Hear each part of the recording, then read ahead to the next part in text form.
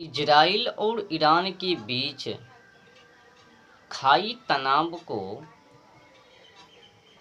युद्ध जारी को अमेरिका पहले क्या करता है, 2 सप्ताह के लिए आगे युद्ध को बढ़ा देता है और लोगों को बता देता है कि देखो, मैं अभी युद्ध को लड़ने और मूड नहीं है।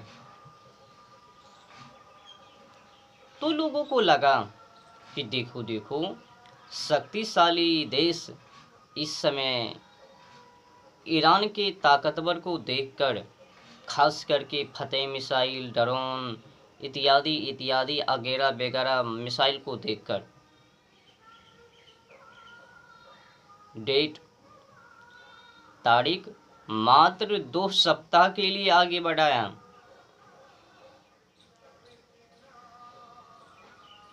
कहा कि देखो, मैं 2 सप्ताह के लिए इस पर कुछ नहीं बोलूँगा, नहीं कुछ कार्रवाई करूँगा। इस समय दोनों देश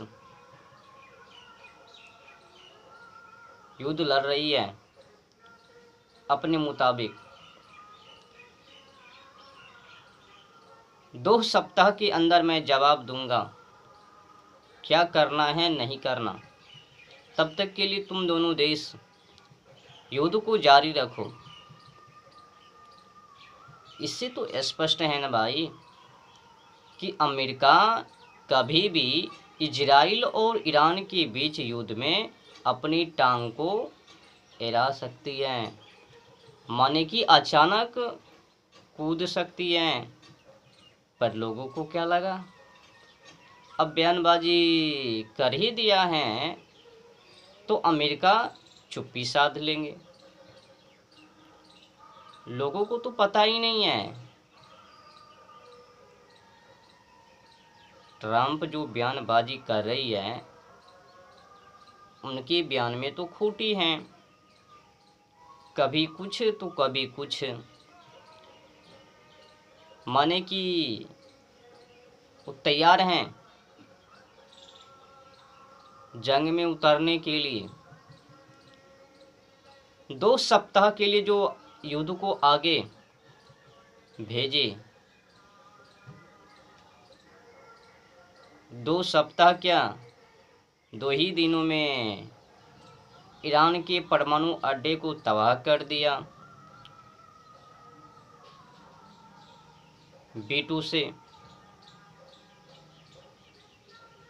विमान छो और उस विमान से छुमंतर B-2 बॉम्ब और 3 जगहों को, परमाणु अड्डे को तबाह कर दिया। अब उससे बौखलाहट, इसमें तो एक बात और है, मैंने देखा है और उस पर विचार किया है, जितना की दिक्कत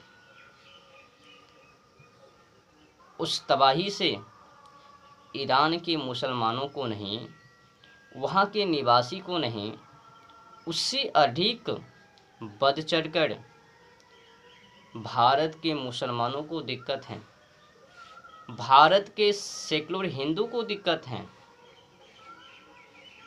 अन्य समुदाय को दिक्कत है। लोगों को पता नहीं है इजराइल और ईरान में क्या फ़र्क है। बस ईरान से भारत के प्रधानमंत्री सरकार तेल ले रही है कच्ची, तो उसी के नाते कोई बात नहीं है, सरकार को तो सब कुछ पता है हमें किनको साथ देनी है नहीं। पर यहाँ के जो सेकुलर हिंदू हैं, मुसलमान हैं, उनको क्यों फट रही है। सरकार वो सब कुछ जान रही है, हमें किनकी तरफ से उतरनी है, नहीं तो अब तक जवाब दे देती। चुप हैं। दोनों देशों से ताल्लुक़ है यहाँ के सरकार को। तो मुसलमानों को भारत में तो किसी मुसलमान को तबाह तो नहीं ना, नहीं सेकुलर हिंदू को तबाह और नहीं अन्य बमपंथी को तबाह। तो फटने की कोई ज़रूरत नहीं है। युद्ध इजराइल और ईरान के बीच है। भाई समझो, इजराइल छोटा देश है और यहूदी हैं। और तो और सुनो, कुरान में साफ साफ लिखा है मुसलमानों के लिए ये जो यहूदी हैं कट्टर दुश्मन है। कुरान में जब खुद ही साफ साफ लिखा है कि यहूदी को तबाह करना, जबाह करना ही मुसलमानों के लिए परम धर्म है, तो समझो ना। पर लोग कुरान को पढ़ता नहीं है और मुसलमान जो है कुरान के अनुसार चलता है। और यहाँ की जो सेकुलर हिंदू हैं, अन्य समुदाय के बमपंथी हैं, खुली मैदान में मैं ईरान के सपोर्ट में हूँ। भाई तुमको किसी के सपोर्ट में जाने की कोई ज़रूरत नहीं है, जारी रहने दो।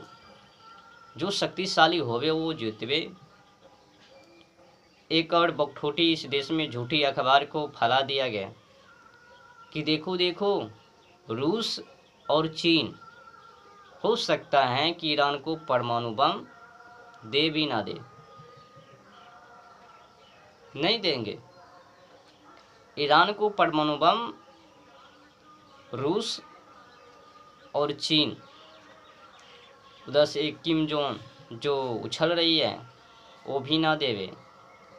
भले ही थोड़ी मोड़ी रकम में वो मिसाइल वगैरह वगैरह हथियार विमान दे दे, उससे लेना देना नहीं, पर परमाणु बम असंभव है और विश्वास भी नहीं है। तो कुल मिलाकर बुरा ना मानो तो होली है। यहाँ के जो निवासी हैं सेकुलर हिंदू और मुसलमान और अन्य